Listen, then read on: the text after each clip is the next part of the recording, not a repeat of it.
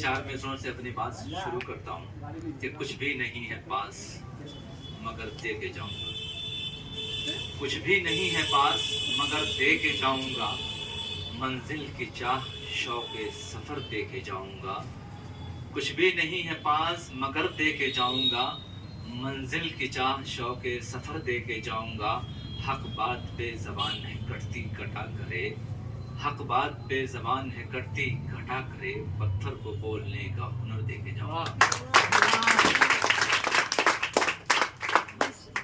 अजीज बच्चों, जहाँ हम बैठे हैं और फेयरवेल पार्टी, फिर कौन से क्लास है?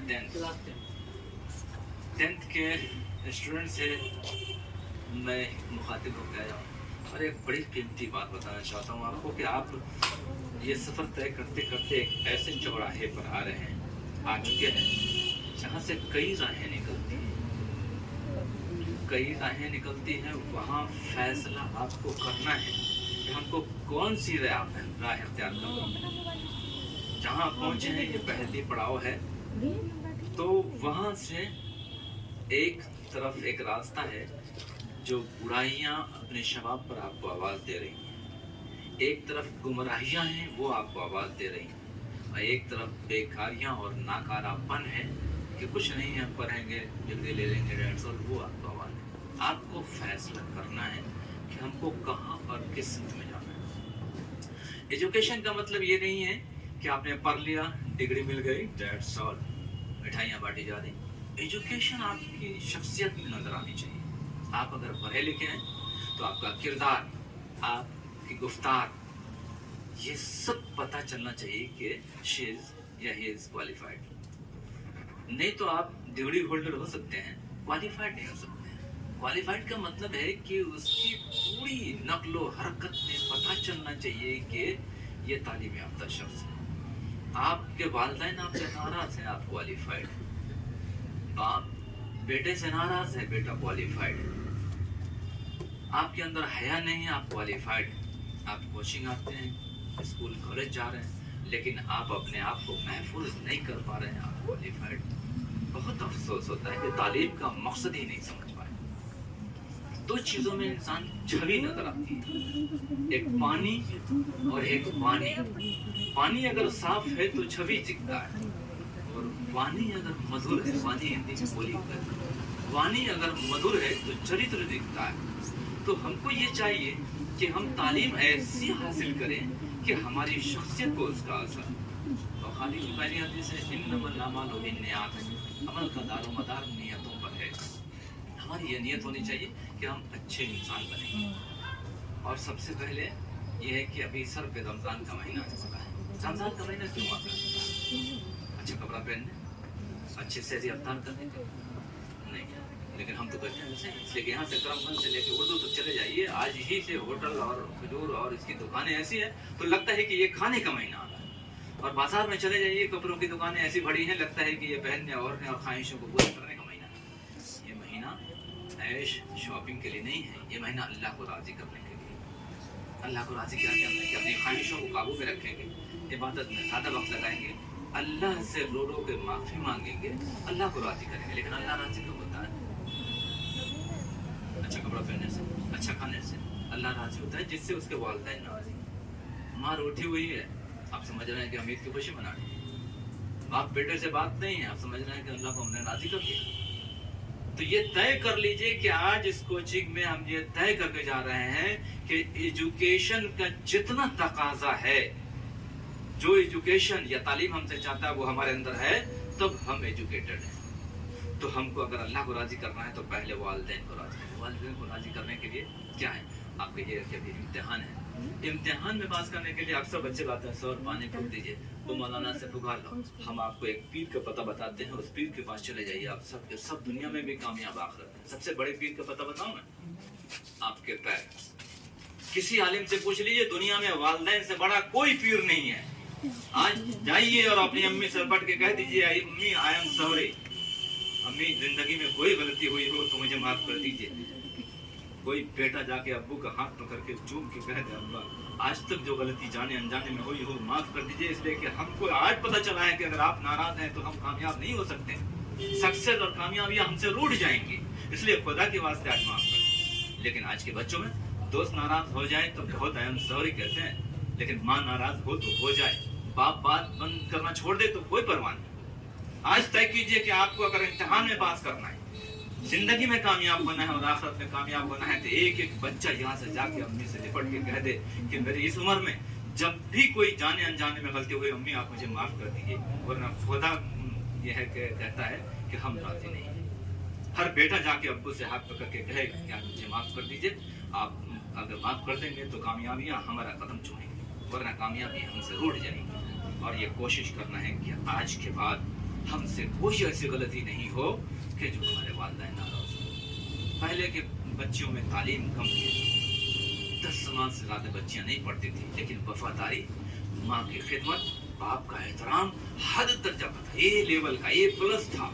आज एजुकेशन बढ़ गया, लेकिन वफादारी और फर्माबरदारी ये सब माइनस में चला। और आप समझते हैं कि आप सब खुश हो रहे हैं डिग्री लेकर, कितना परसेंट आया? 80%, 90%। अरे तुम्हारे वालिदैन तुमसे खुश है कि नहीं? तुम्हारे अंदर एक लाइन रीडिंग लगाने की सलाहियत है कि नहीं?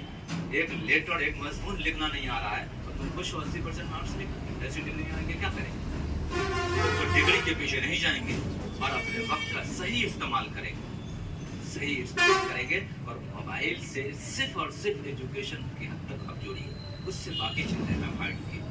कोशिश ये कीजिए कि जो वक्त मिल रहा है वो माँ की खिदमत के खिलाफ पढ़ने वाली बच्चियां ये सोचती है कि घर का काम आपका नहीं है, खानादारी में आपके अंदर आना चाहिए, खानादारी में भी माहिर हो जाएगी। और कोशिश कीजिए, ये जो आदाब यहाँ बार बार बोलते हैं कि ये यूं ही यहाँ तक नहीं पहुंचा, इसके अंदर जुनून था।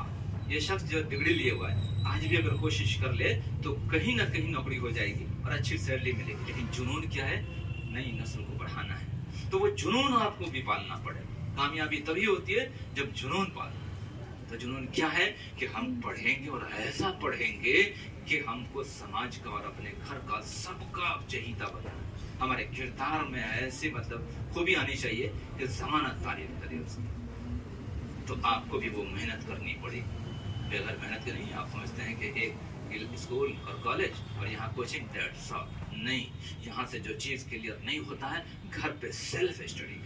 वहाँ जो चीज नहीं होता है उसको अंडरलाइन कीजिए लाके सबसे अदब के दायरे में। सर ये कंसेप्ट नहीं क्लियर हो रहा है तो ऐसा पढ़िए कि कल पढ़ा सकिए। इसलिए तालीम की अहमियत, और तालीम कहीं भी आपको इतना भी नहीं करता। आप जाएंगे यहाँ के बाद कॉलेज में तो बड़ा खराब माहौल है, आपको अभी से प्रिपेयर होना है मेंटली कि जैसे भी खराब माहौल होंगे।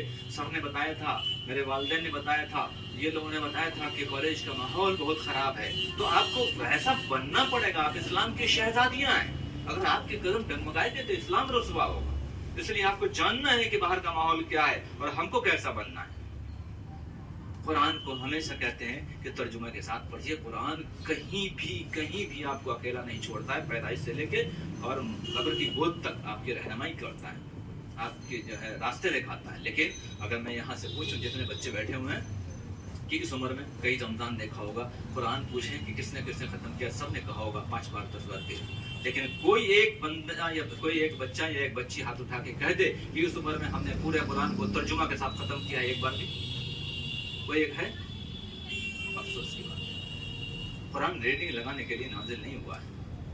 कुरान को तर्जुमा के साथ पढ़िए कि अल्लाह आपसे क्या कह रहा है। हम पढ़ तो रहे हैं यही दिन सिरातुल मुस्तकीम, लेकिन पता ही नहीं हम झूठ बोल रहे हैं। हम अगर पूछे कि हमको यहाँ से दारू भट्टी जाने का रास्ता किधर है, तो ये कहेगी कि सर ऐसे निकलिएगा, बाएं चले जाइएगा, और हम यहाँ से निकले और पश्चिम चले।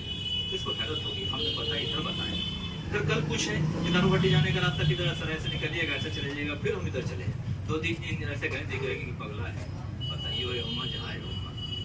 रोज पूछते हैं अल्लाह है से अब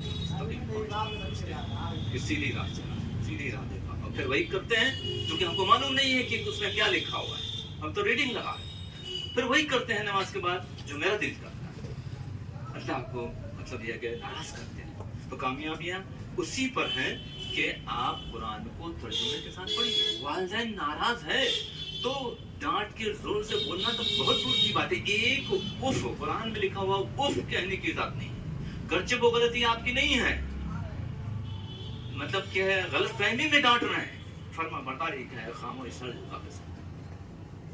हमारे साथ कई वाकया हो, कई बार अब शादी के बाद बेटी बड़ी है, जवान है, उसके सामने, और हम जी नेक्स्ट पर चले। बेटी बोलती है कि अब्बू आप तो ऐसा नहीं किया, बोलना चाहिए दादा को। उनका बेटा बोलने की इजाजत है ही नहीं, अदब ये कहता है, हमको लगता है कि जमीन फटेगी और मैं घुस जाऊं। लेकिन आज के बच्चे की असल बात करते, कामयाबियां आपका मुकद्दर नहीं बन सकती है। गलत बात पे भी सर झुका के तस्लीम कर लीजिए कुरान को, खुदा के वास्ते एक सफा ही सही, लेकिन रोज माने के साथ पढ़िए। सारे बच्चे कहते हैं अबू मेरा नेट पैक खत्म हो गया 299 का, बेटियां तंग करती हैं, मेरा स्टोर नहीं है। किसी बेटी और बेटी ने नहीं कहा आपको तर्जुमा वाला कुरान का, तर्जुमा वाला कुरान का ये तरफ होनी चाहिए। फिर देखिए कैसे आपकी जिंदगी संवरती है। दुनिया आपके दरवाजे की मिट्टी चाटेगी, ऐसी कामयाबी। बात में बहुत है और वक्त नहीं है, जा रहे थे जो बात है मैं ही आपके गोशेदार कर दिए। शायद आपको जो देखते हैं फजर के बाद से लेकर शाम तक, रात तक, शायद आपको कहते रहते हैं कि भाई कितनी मेहनत होती है। बनना है तो बन जाओ, शायद आपके बनना है तो बन जाओ, ऐसे किसी एक को रोल मॉडल बना। बनना है तो अपने बाप की तरह क्यों नहीं बन। दोस्तों में बात करते हैं तुम्हारा रोल मॉडल कौन है, मेरा आइडियल कौन है, तो फलाना स्टार, फलाना क्रिकेटर।